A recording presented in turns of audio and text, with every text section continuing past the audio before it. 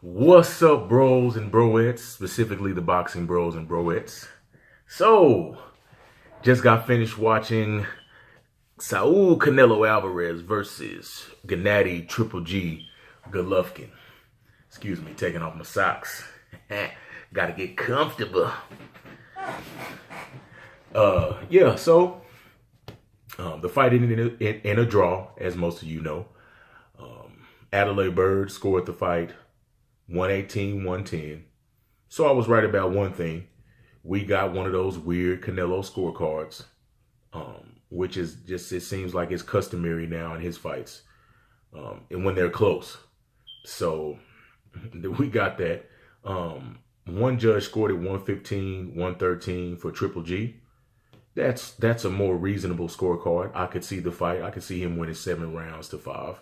And then another judge had it a draw. That's also reasonable as well. Now, I did not score the fight. I was at a friend's house. What's up, Charles Watson, Shayla Watson? Thank you for having us. It was fun as always. And he made those delicious wings, y'all. Man, the smoked wings that Charles makes are the best wings I've ever had. I'm going to say it every single time I talk about them. But back to the fight. So, yeah, it was a pretty close fight, very competitive. I felt that in my prediction, I had Canelo winning by controversial decision. It was controversial, but it just ended up as a draw. I had a feeling that Canelo's defense was going to kind of nullify some of Gennady Golovkin's offense. And he didn't stay on the ropes too much. When he did, he was able to slip a few punches and then eventually roll out, get out of danger. Neither guy really got hurt in the fight. It did look like Canelo threw some of his best shots at Triple G and landed flush. And, true to to the billing, Triple G's chin, it shined through. Like he showed because it was a one haymaker right hand, overhand right that Canelo landed, and Triple G just kept walking forward. And you could see it was one point in the fight, it may have been in the 10th round, Canelo was just like, you could see the look on his face. It was like, damn, I'm hitting this dude with my best shots, and he keeps coming forward. So yes, Gennady Golovkin is as advertised. And that's another thing, some people were saying, oh, he hasn't fought anybody. Canelo's going to do this to him. Canelo's going to do that. And they were both saying, people on both sides were saying that, their guy was going to, Gennady Golovkin was going to knock out Canelo. Canelo was going to outbox Golovkin or knock him out. Look, man, when it gets to the elite level, you're dealing with A+ fighters. It's very hard to get the knockout on guys that know how to box and know how to fight.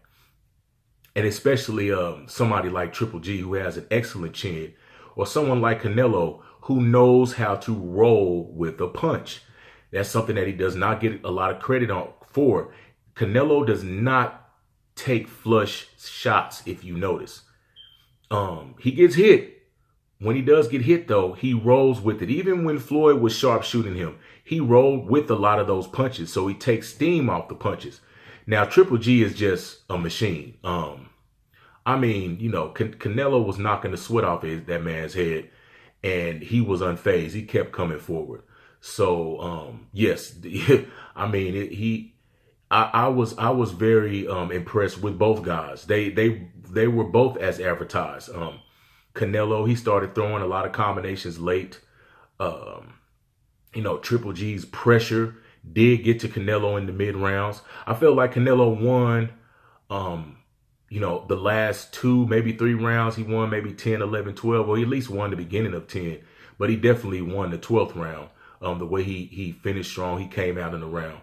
So I'm going to watch it again and score it. But just from my initial impression was that it was a very, very close fight. It could have went either way. Now I will say that as far as the CompuBox, and CompuBox can be a little iffy because it's just two guys sitting there, clicking a button, counting the punches. What they're assuming is landing. But from what I saw, Triple G did work with the jab, which we figured he was going to do, similar to how he fought Lemieux. He actually showed Canelo, I feel like he showed him more respect than David Lemieux, just because Canelo is a more complete fighter. And while Triple G's chin is world class, you still don't want to get hit, because that scores in the other guy's favor. He may be able to take it, but nobody likes to get punched. So the effective counters of Canelo definitely played a role in Triple G being a little more cautious than we've seen him before. Now he did throw caution to the wind in spots, but there were a lot of times where, Canelo was returning fire and he was getting the better of those exchanges. Now, what I did notice is that Triple G really didn't have a dedicated attack to the body. Canelo did. He landed a lot of good, hard, thudding body shots. And it was a few you could tell that they bothered Triple G. He did not like those shots. So both guys have a lot to build on for the rematch, man. It was a really good fight. It was one of those high-speed chess matches, and it really showed you how technically good both guys are. A lot of people give Canelo credit as being the better boxer, but I said it before and I will say it again. You do not win 350 or almost 350 amateur fights by fighting one way. Triple G showed that he can box. Now, and he slipped some punches too. He made Canelo miss too.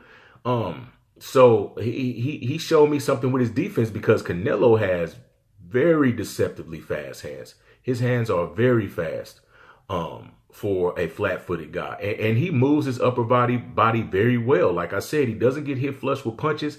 And that counter punch, Canelo has a beautiful counter uppercut, which he caught Triple G with a few times. A couple of times it didn't land as flush as it could. Early in the fight it did. But his step back counter uppercut is a thing of beauty. In fact, he knocked down James Kirkland with that shot, and when he fought him. So what was that, May of 2015? Right, yeah, I think so. So I mean, yeah, man, it was a great fight to watch. I think it kind of it had a little bit of what everyone likes in it. You did have a little brawling towards the end when both guys felt like they had to do more to seal the deal. That was great to see. Neither one of them took their foot off the gas towards the end of the fight. You saw a tactful fight. You saw it was like a high-speed chess match. It really was. It was a high-speed chess match, and it had the best of everything in it. There was a little drama in there. It was exciting. I really, really enjoyed it. And I said, if Golovkin did not score a knockdown or two, and I said a couple of knockdowns, he would not get the decision against Canelo. And he didn't. Now, he walked away with his belts, but he got a draw. And I'm going to watch the fight again and score it again. He may have done enough to win that fight.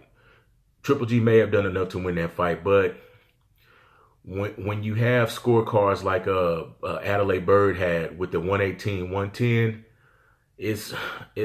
like, this is really getting ridiculous, man. And I don't want to say that boxing is corrupt, because it's a sport that I love.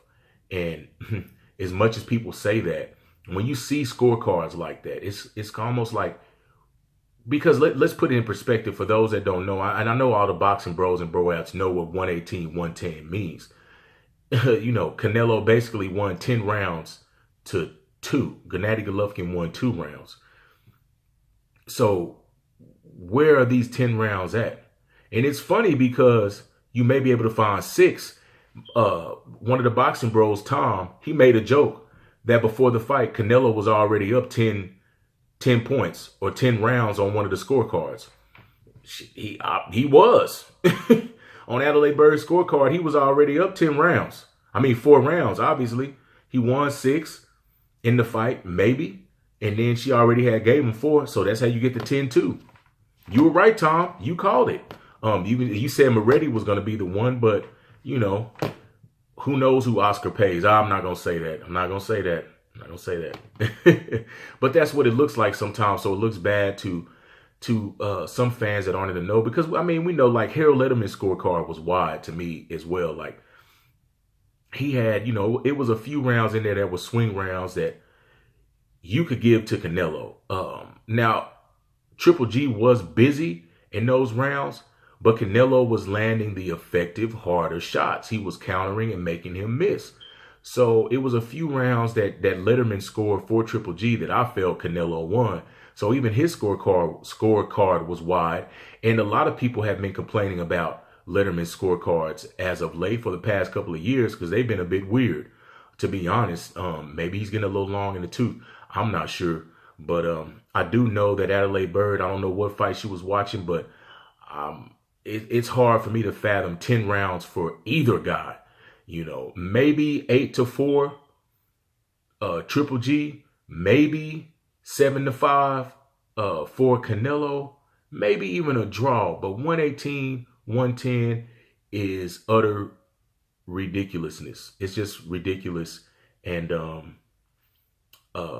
she needs to go. She needs to go in front of the commission for that. That's just, I don't want her to lose her job or anything like that, because she is a well-respected judge. But that's a little shaky. That scorecard was a little shaky. But other than that, I mean, it's not much to say. I feel like the fight lived up to expectations. It was 50-50. Personally, I felt like on paper, when you looked at it, it was 60-40 Golovkin. Now, I thought, of course, obviously, I thought Canelo was going to win by controversial decision, win a decision. But it was a draw. I mean, it was really a 50-50 fight. You can make cases for both guys. Triple G did outwork Canelo with the jab. He kept busy with the jab. But as far as the power punches, Canelo slightly outlanded him with the power punches. I think it was like 114-110. It wasn't that big of a difference in the amount of power shots landed.